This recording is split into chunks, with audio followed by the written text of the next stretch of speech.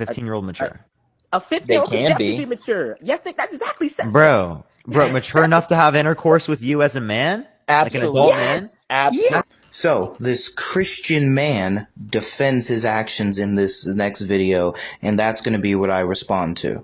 Essentially, for preferring what God's word says, I'm called a pedophilia. The Bible gives two specific things that would imply that a female is ready to engage in sexual intercourse within marriage. Physically mature. What it's saying is the female has to have menstruated. Okay? Within Jewish culture, the menstruation of a female signifies her physical maturity.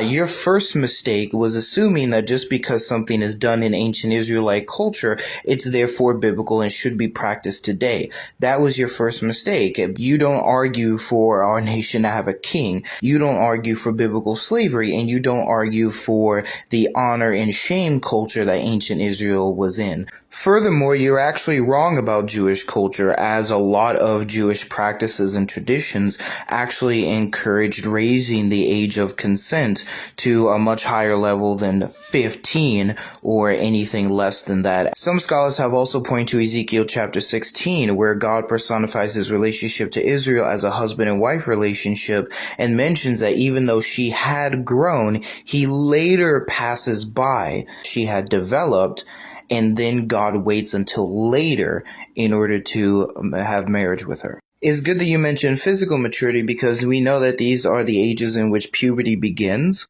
And it is different for each individual girl and boy, but that's why the age of consent is 18. Men and women both need time for their bodies to develop before they should ever engage in marriage in those activities. Because girls under 18, for example, are more likely to develop illnesses, fistulas, and all sorts of other complications from what you're advocating. Emotional maturity. A female mentally ready, making that decision to engage in sexual intercourse. Now, different females obviously mature at different rates. What's really important about this thing, right, is that you cannot put a specific age on it. And it's good that you mention emotional and mental maturity, because we know that we need to give teens the time for their brain to develop before they can consent to these sorts of activities, which is why, again, we've had the age of consent, or should have the age of consent everywhere, being 18. Please check out this debate. The information there is truly important. So, unlike what this person claims in this video, this is not your brain on Christianity. This is your brain on bad hermeneutics